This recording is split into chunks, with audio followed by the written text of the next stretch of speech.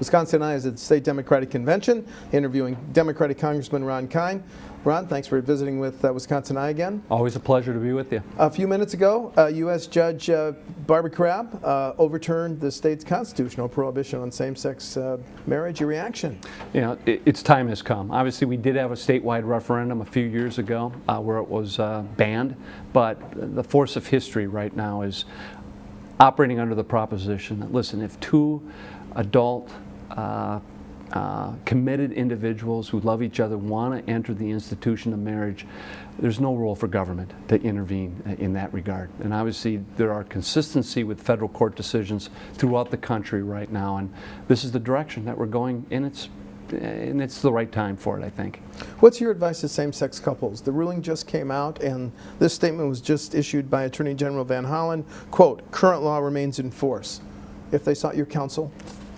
Well, you know, again, this is the civil rights issue of the day, and I haven't had a chance to review Judge Crabb's decision and whether or not she's going to stay her own order. But that obviously is going to determine whether or not same-sex partners want to move forward now in Wisconsin and get that marriage license and become married. Again, you know, second-class citizenry has never worked well in our country, and when it has existed, we tend to look back on that with great regret as a nation. So this is just the next step of progress and evolution as far as who we are as a nation, and it's time that they enjoy full equal rights like any other citizen does in our nation. What campaign finance? What campaign issue did Judge Crabb's ruling create in the state of Wisconsin? You know, I don't think that her decision itself is much of a shock. I think even the Attorney General said he was anticipating this decision coming from this federal court. And I think people have realized for quite some time now that the force of history now is for equal rights. It's for opening up the institution of marriage. And it was hard to discern any reasonable basis why you would preclude that from same-sex couples. It certainly is not a threat on heterosexual marriage. I'm a happily married man, and I have never once for a second felt threatened in my marriage to Tawny. And I think more and more people are coming to that realization.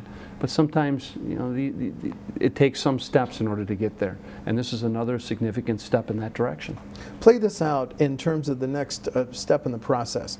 Oregon, Pennsylvania, now Wisconsin. All those bans on same-sex marriage falls. Doesn't this set up the ultimate decision from the U.S. Supreme Court? Well, it does, but I think even more significantly, you see the recent action taken in the United States Congress in overturning the Tomah decision many years ago. The fact that ended the Employment Non-Discrimination Act passed with wide bipartisan majority in the United States Senate, and it's pending now in the House. So even the elected representatives in Congress realize where history is going with this. And I think many of them are choosing to be on the right side. Many prominent Republicans have come out publicly speaking in favor of same-sex marriage, you know, from John McCain to Rob Portman and down the list. So you just see this building throughout the years. So I don't think it's that much of a political shock here in the state of Wisconsin what Judge Crabb just ruled today. A new subject, the VA scandal. I saw your release on the when the head of the VA resigned. But let me ask you this question. Have any veterans in your district or anywhere in Wisconsin come to you and say they or a family member think they didn't get timely care by the VA, sir? The major issue I hear from veterans who are trying to get into the VA is the initial denial of disability claims, benefits, and that. And that's where we can intervene to help expedite the appeal process. But that's always been a part of the process for some time. I was reassured over the last 2 weeks when I reached out to the VA medical centers and visited a lot of the outpatient clinics to make sure that we weren't in the same category as Phoenix or Texas and some of these other regions that are experiencing these problems and secret waiting lists and whatnot. And I feel more confident that Wisconsin is doing a good job in that regard. But we've also known for quite a while that it's been an access issue ever since the mid-2000s. But that should have been anticipated. With 2 wars in Iraq, Afghanistan, 2 million veterans coming home, many of them with physical and mental needs that we as a nation have to address right now. And I do give the President credit. He's the one who established the 14-day goal of getting veterans into the system. That did not exist before this administration. And if he had not done that, we probably wouldn't have secret lists today that is all the media attention.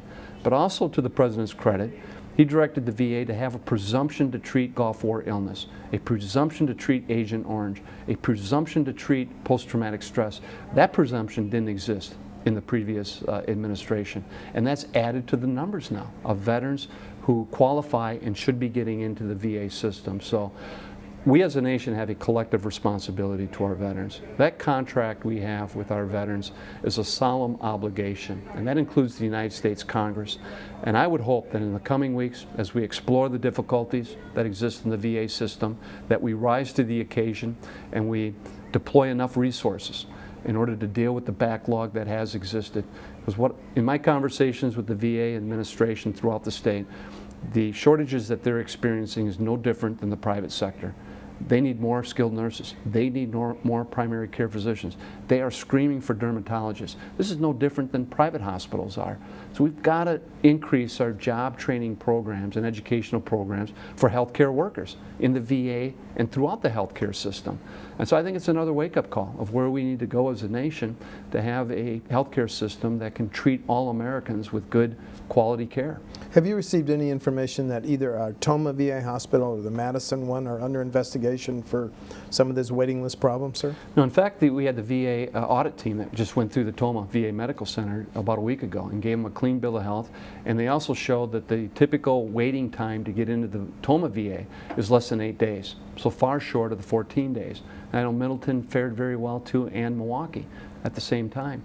And so we are doing a better job. But I always view this more as an access issue than a quality of care issue. And that, Steve, is an important distinction. I have yet to go into a VA medical center or a clinic and hear a veteran complaining about the care and treatment that they're receiving and the personal attention that they get there, and the camaraderie that they share with other veterans who went through the same experience and going through the same health issues as they are, something they don't necessarily get with private providers. And I think that speaks well with the dedication and the professional staff administering this care in our VA. But we've got to figure out a way to make it easier for them to gain access to that quality care that they do receive once they do get in.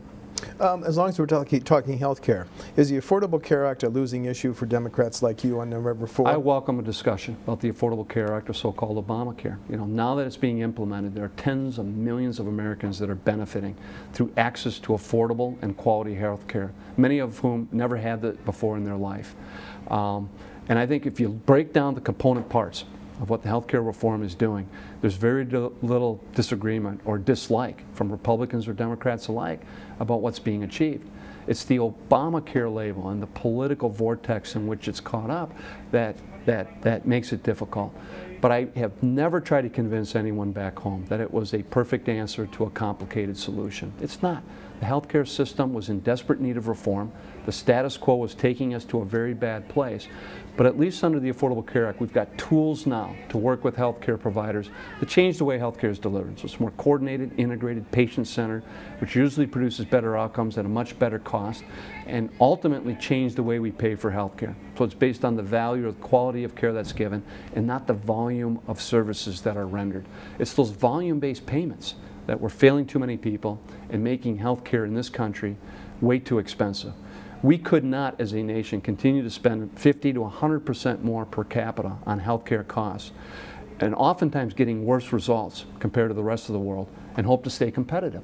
So this was a competitiveness issue for our nation too, and how we're going to address a very important aspect in our lives and with our economy, and that's the state of the healthcare system. So if my opponents want to discuss healthcare reform and what's going on right now, I welcome that conversation because I have never shied away from it, and I will never apologize to anyone for the work I did and the vote I cast in favor of healthcare reform, but under the knowledge that it's a work in progress and we're going to have to make adjustments along the way.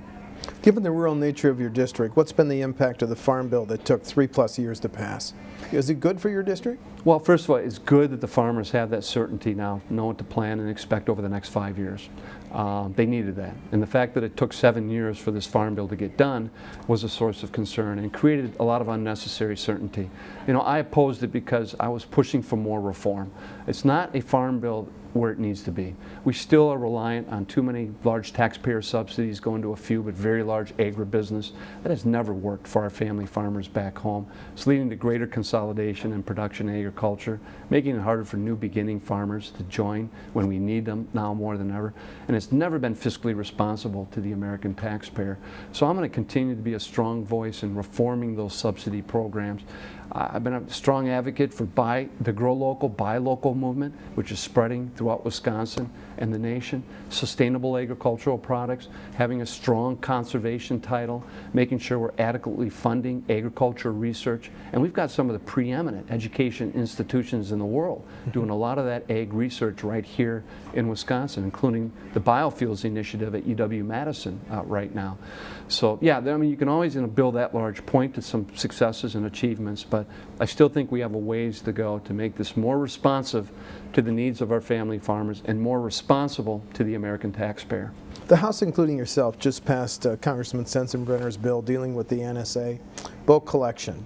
I'm sorry, I don't know how you voted, but how did you vote and why? I voted for it, although I voted against reauthorization of the Patriot Act the last time it came up because I felt there wasn't enough judicial or congressional oversight with the program. And sure enough, when more information became apparent with the metadata bulk collection system that the NSA was engaged in, even someone like Jim Sensenbrenner, who was the original author of the original Patriot Act right after 9/11, said, whoa, wait a minute, this was never our intent. Right. So I give Jim a lot of credit for going back now and clarifying the parameters that we're giving our intelligence agencies. So they're still unable to go out and collect that important intel to prevent terrorist attacks, but they're more responsive to the oversight of both the judicial branch and the legislative branch. But I also believe that Congress has been derelict for too many years of not conducting sufficient oversight with what NSA was up to. And hopefully we're bringing that back into balance. But as a former special prosecutor here in Wisconsin, I always believed it was very important that the judicial branch was keeping an eye on law enforcement and making sure they were complying with the Constitution and not cutting corners. And it was because I had concerns about that I voted against the Patriot Act the last couple of times when it came up. But I don't think this is a perfect answer to what it's going to be a work in progress again as we engage more with our intelligence agencies, as we see the FISA court conduct their oversight of NSA.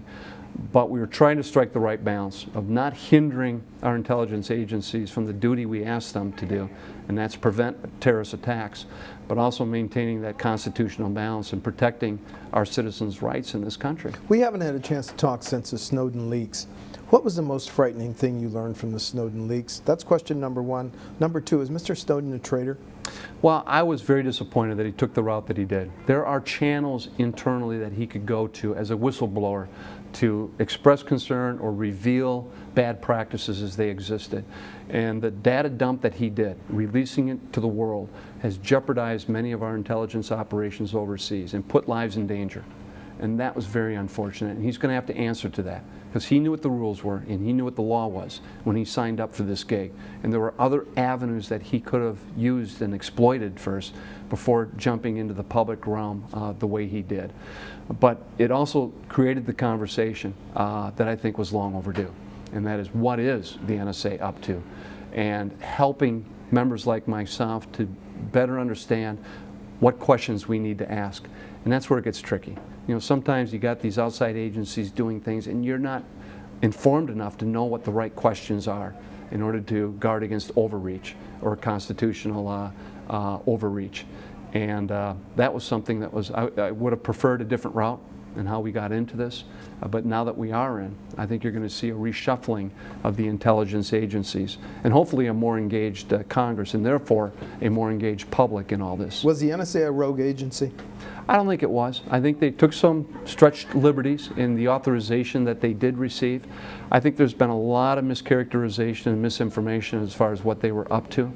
You know, they had blanket sweep in regards to basic information. In fact, less information that appeared on the outside of an envelope that you and I may have mailed. Mm-hmm. They were only allowed to collect the telephone number, place, and time of the telephone call. They couldn't collect the identity, and they certainly couldn't collect the content of any information against an American citizen unless they got a court order.